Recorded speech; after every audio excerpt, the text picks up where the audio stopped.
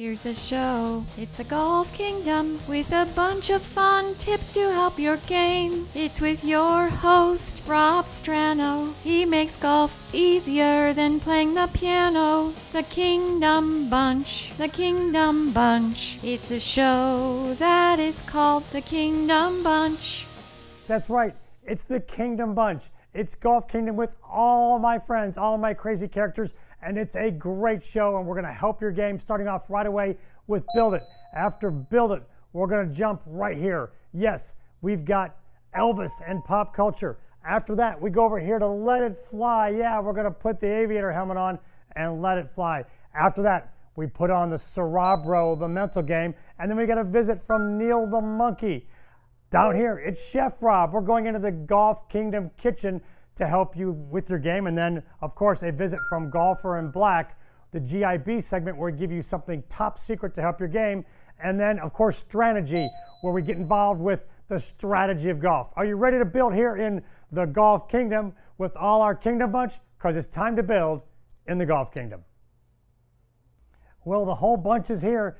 And as always, we start off with the Build It segment. It's the first member of our Kingdom Bunch. We got the helmet. We're going to get into character for our Build It segment. And as always, we're going to help you build something to help you with your swing. And we're going to talk about impact, and we're actually going to get into building it. We're going to actually grab a hammer and a 2x4 and talk about that first. So you can kind of practice this in your garage at home, or if you're building something out in the backyard, you can grab your hammer and a 2x4 and actually help your golf game. So I've got my trusty hammer here. Now, this hammer, this Craftsman hammer, this baby's been with me for a long time. I used this when I worked construction in college. So this is like my favorite putter. You can't take this hammer away from me.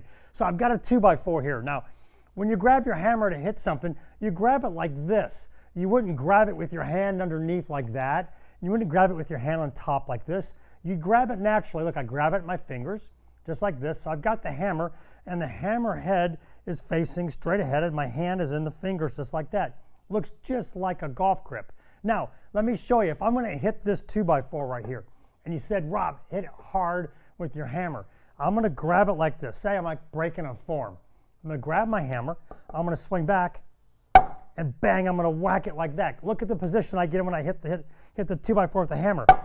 Bang, I hit it like that. I don't hit it like this, because look, I'm missing it. I don't do it like that, and I don't do it like this because I'm not hitting it with the square part of the hammerhead. So as I come in, think golf impact, I'm turning my hips a little, bang, I'm right there at impact, and look at how my trail hand or my right hand sits. Let me show you the wrong way if I turn it on top. So say your grip has your trail hand too far on top like that, and I try to come in and hit it, I can't do it. My hammer's turned because this hand wants to turn that way to get in a comfortable position. Conversely, if I flip my hand under, and I see a lot of grips with the trail hand under like this, if I come in with my hand like that and try to hit it, I'm going to get myself in a funky position. See the board turn when I hit it? See the board twisted because I came through with the hammer going the wrong way. So this will help you with your grip. It'll help you line up your impact as you come through.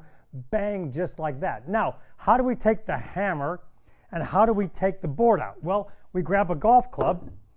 Get my hammer out of the way, my 2x4 out of the way. We grab a golf club, same little concept. I'm going to take the club, I'm going to flip it over upside down and stand it in front of me like that. Now there's my 2x4. Here's my hand. Now I'm going to swing, and I'm going to go under the 2x4 right there, bang, and make these line up just like that. They won't come through, and I won't do that. I won't come through and do that. I'm going to come through and be bang just like this. So here's my 2x4. Here's my hand with the hammer, and I'm going bang, bang, bang. Practice this at home, practice it at the golf course, and you're going to get yourself hammering the golf ball really good when you go play. It's time for everybody's favorite thing, the pop culture segment, and it's the king. Yeah, Elvis the king. Elvis is going to help you with your leg action in case you have some crazy leg work like he does. Here we go with the king.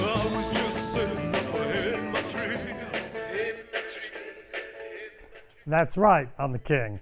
The king, Rob Strano. No, the king, Elvis. No, it's the Golf Kingdom. And we're going to talk about your legs. Yeah, the king, he had some great leg movement here. Okay, but the problem is in your golf swing, you don't want crazy legs. You don't want Elvis legs. So the king is here in the kingdom to help you with your leg action. So Daredevil, let's go to the big screen. So leg action.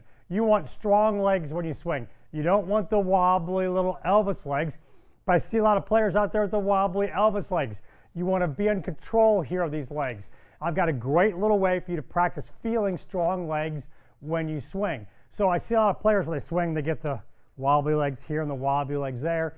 And you know what? You're moving all over the place, but the golf ball's not moving. It's staying right there. So when you're swinging, if I bring a ball in and I put that ball right there, that ball's not moving. But man, I got legs moving all over the place when I'm swinging. Strong legs are what we want. Now, the question is, how do you feel strong legs? How do you not feel wobbly legs? Here's what I want you to do. Everybody get up. This is an all skate with the king. Y'all are joining the king here to do this drill. What you're going to do is you're going to bend your knees just like this. You're going to take one little step forward. You're going to jump and land back in this spot with strong legs. So here we are, strong legs right here. Step, jump, land right there. Hold yourself. Don't bounce up. Do it again. Here we go. Right here. Little small step, step, jump, land, hold. And to hold yourself in this position, you feel how strong your legs are. Your hamstrings, your quads, your calves, they're tight. Now when you get that position right there, boom, now take a backswing, keeping that strong right there. See, I can still get a little hip turn, but see my legs stayed strong. They didn't wobble. Then when I come through, I want to feel strong on this lead leg. So when you finish your swing, this lead leg, man, you should feel your glute contracting, your hamstring, your quad, your calf, about 40 muscles in your foot, that lead foot just grabbing the ground and holding you there. So to feel strong legs, feel strong feet, jump, land, hold, feel this. And you know what? You're going to be the king on the golf course with your new strong legs. Let's join our Golf Kingdom pilot, Rob Strano, in our Let It Fly segment. Yeah, if you always wondered why the ball flies like it does, let him tell you why it draws and why it fades. Are you ready? Because it's time to let it fly.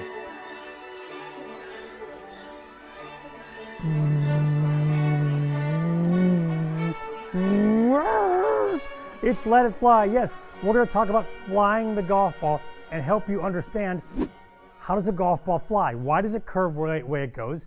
And why does it do what it do when you hit it? Now, I've got a little close-up thing that we're going to do here, and we're going to look at ball flight and help you understand why the ball will draw or fade, and to kind of clear up in your mind maybe something you don't understand. So I've got a little model here. So let's get the glasses off since I'm not flying.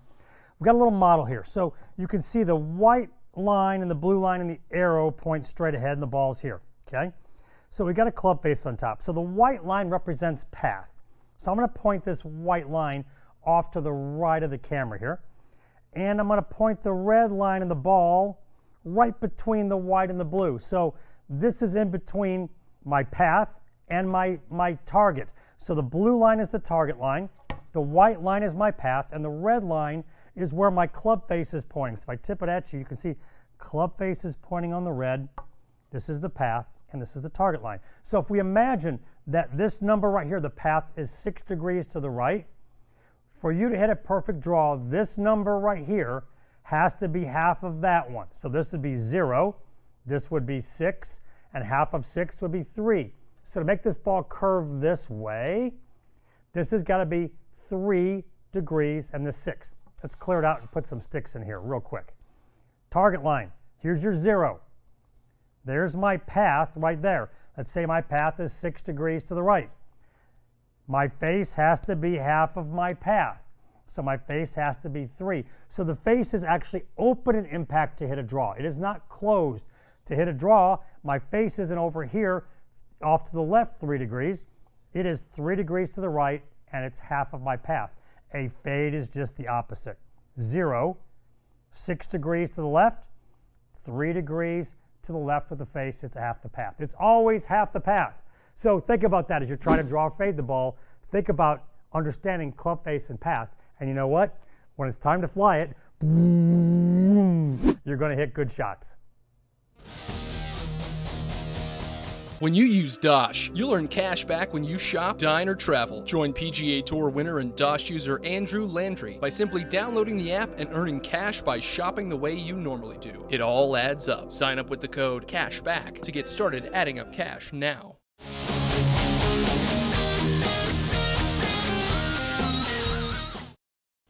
Do you get stuck spending too much time over the ball? Well, we've got our mental game helmet on. The lights are flashing and it's time to get connected and learn how to not stand there forever and hit the ball quicker and better. Here we go. Welcome back to the Golf Kingdom, and it's time for mental game. I've got Sarabra on. I'm going to connect with you, get my earpiece in. We're going to connect you mentally. We're going to talk about mental game. We're going to help you with your pre-shot routine and get you mentally ready to hit good shots. And okay, I'm mentally connected out there. Now let's talk about pre-shots and what you do before you ever move the club back. And I see a lot of players getting frozen over the ball. And there's been data and research done on tour players. Yeah, those of us that played the tour. And it finds that we hit the ball, once the club gets behind the ball, we hit it in right around 10 seconds. So I'm going to show you a couple players on tour, and we're going to watch their pre-shot routine as they walk in. We're going to time it, and we're going to see if they get these balls hit before we get to 10 seconds. So here's the video. It's Hunter Mahan. Let's look at it here on the 16 screen. He walks in. Okay, club is in, takes his grip. Here we go. 1, 2, 3, 4, 5, 6. Man, it was 5 seconds and bang, he went. So he got in there, he got set, the club went in, he checked his aim. There was no dead time, he didn't get stuck standing there. Bang, he took the club away and he hit it. Now, let's go to the LPGA Tour.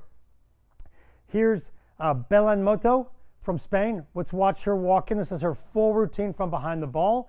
She's going to get in, clubs behind the ball. 1, 2, 3, 4, 5, 6, 7, 8, 9, 10, 11, almost 12. So she was right on that 10-second cusp. But if you noticed her, she had a little pre-shot waggle she did. So she was obviously working on something in her game. If I'm her coach, or I'm a coach of a player that's doing that, I'm going to say we work on that off the golf course. We get on the golf course, we stay in our routine, and we hit it. So very important that our focus is over the ball. What shot are we going to hit, and what shape is it going to be, and how's that swing going to feel? We're going to get in there and turn it loose. One of my favorite swings in golf, Jessica Korda. Here she is in her routine. Here we go. Jessica's going to walk in. She's hitting driver, clubs behind the ball. 1, 2, 3, 4, 5, 6, 7, 8 seconds. Bang, there it goes. So here's what I want you to practice.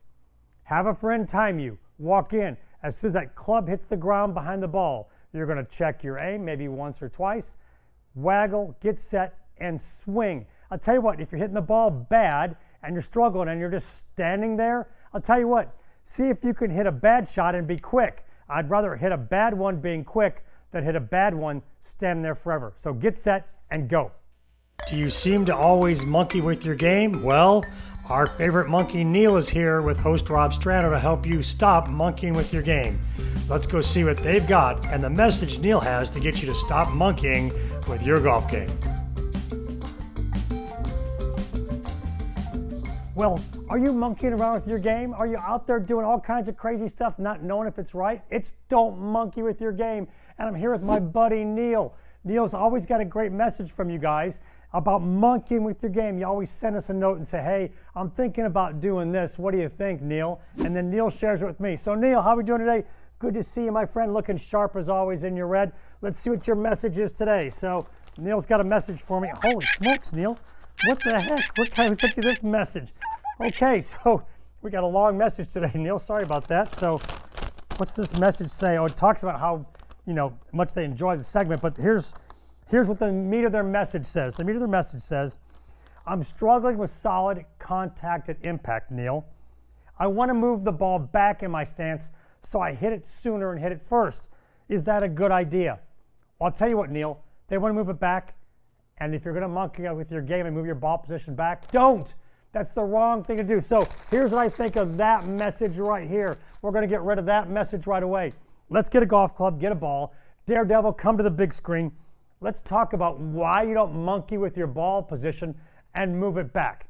If I'm just watching you play a round of golf and I see you set up and your ball's back towards your trail foot, it's back of your zipper, your buttons, and you're swinging, I'm figuring you're hitting a low shot.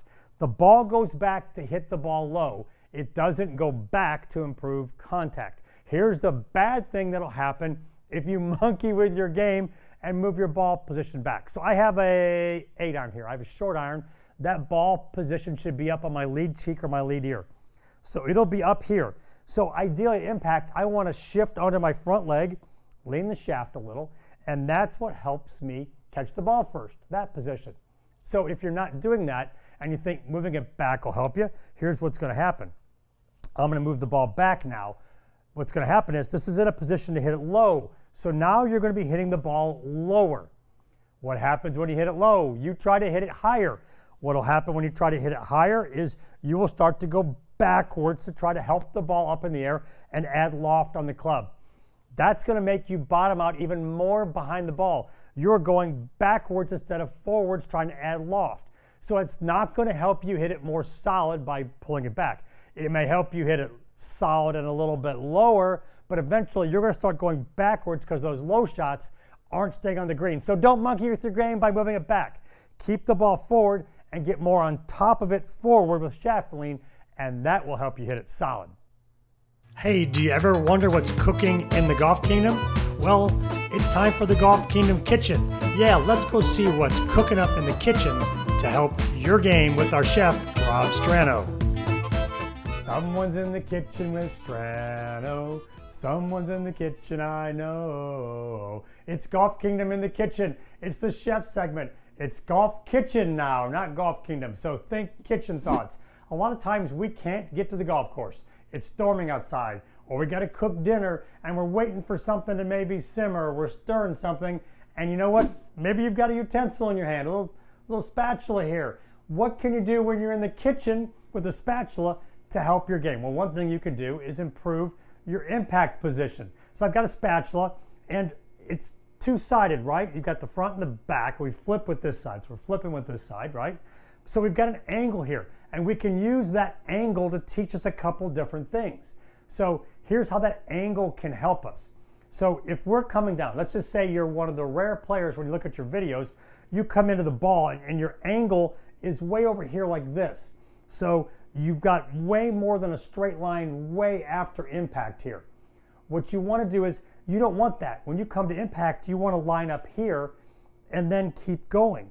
So when you look at this angle here, what you're trying to do is let that angle out. So imagine you've got your counter here and you're going to swing down and swap the counter with the spatula flat, just like that. You don't want to hit it with this part of it. You're going to smack it like that. So you're going to come down and smack it. Bang. See the pop and impact I've got here? I'm coming on pop and impact. Bang. I want to hit it like that. Now, most of the players come down and you have too much early release, which means you get to impact and your hands are back by your back leg here. So you've broken down before impact. You're kind of scoopy, hitting it fat. So what you want to understand is now we're going to use this part of our spatula. We're going to come down and hit the counter and keep that from touching it. So if this is my kitchen counter here, I'm trying to come down with this hand and do that, not this. So first drill was smack it like that. Second drill is come down, and this is holding lag. This will help you hit the ball more solid at impact. We're trying to come down right there and line it up, holding this angle in the back hand.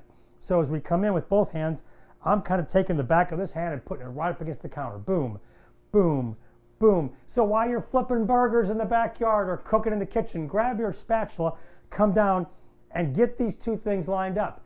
Get here if you're over lagging and dragging. Get here if you're flipping too soon. Now, we're going to keep cooking here in the Golf Kitchen, but stay tuned for more great stuff here in the Golf Kingdom faster than you can hit one shot and one putt.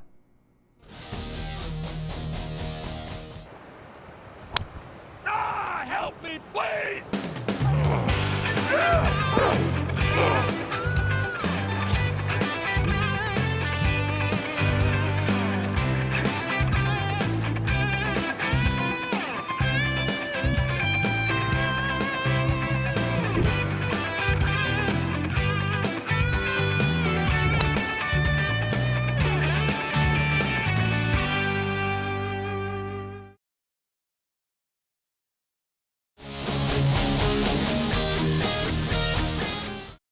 Our special agent, yes, Agent R, has arrived in the GIB headquarters, and he's got some top secret information to help your game in our Golfer in Black segment. Everybody, get close to your TV because here is some top secret stuff to help your game.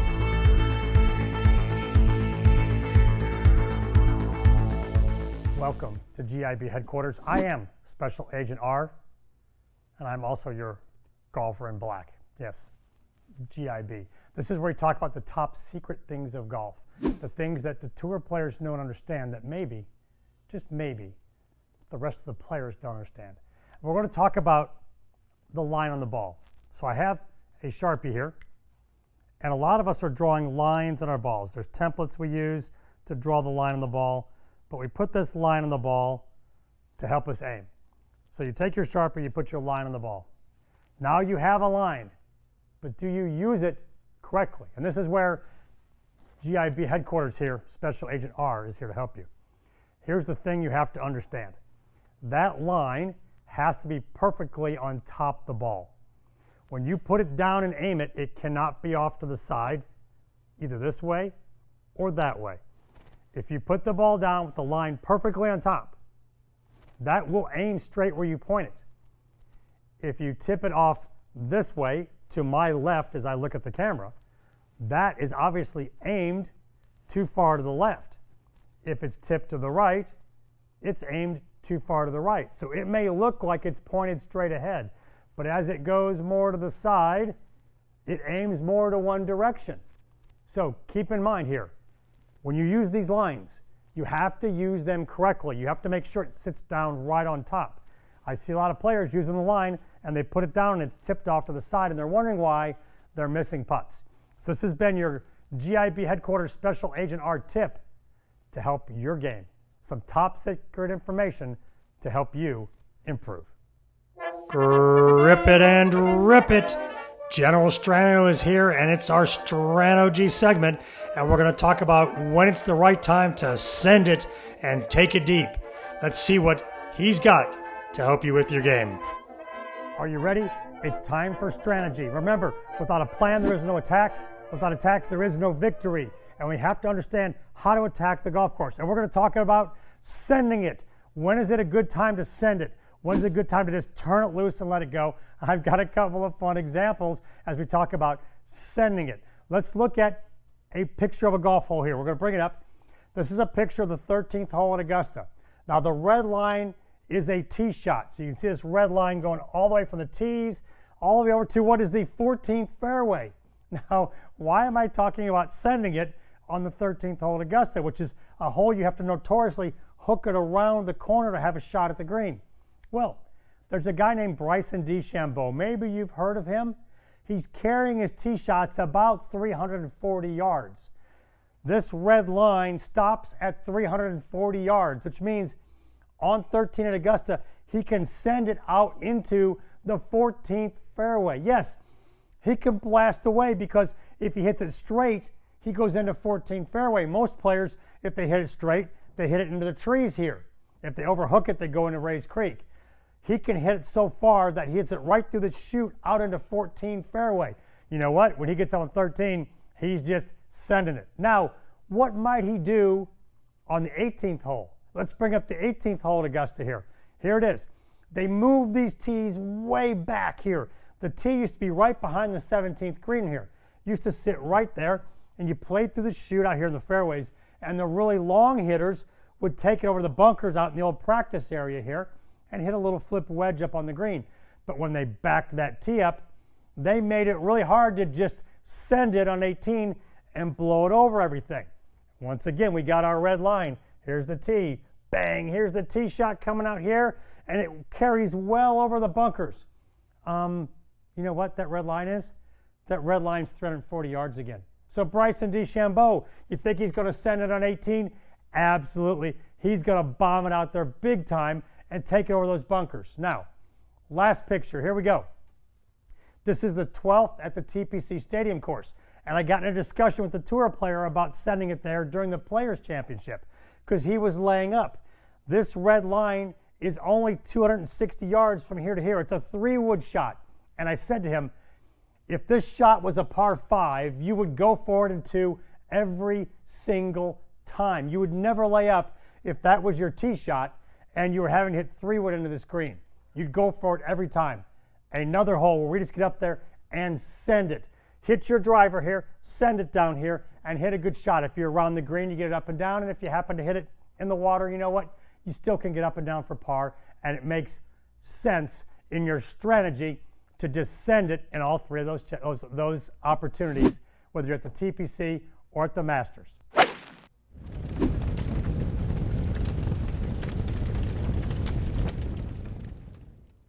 I got something really cool to discuss here in Time to Rise, and it actually involves me and how things work in my academy for golf lessons and something that applies to your day-to-day life. So I'm out on the lesson tee all day.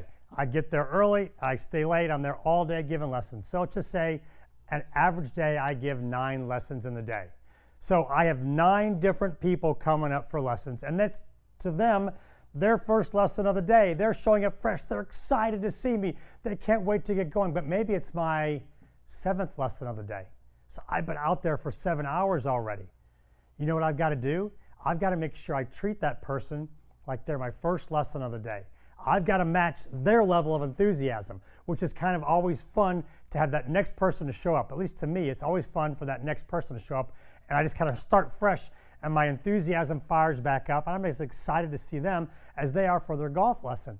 And that's a key thing, is we have to treat people like this interaction with them is the only interaction I'll have on that day. Some people need that. Some people need that fresh, enthusiastic you, not that rundown you that's been kind of beaten up and you walk around to someone and you're like, hey, what's up? No, treat that person like they're the first one you've run into today. Treat them like you're the Yorkie, like you're, hey, great to see you. You know, have that energy. Bring them up to you.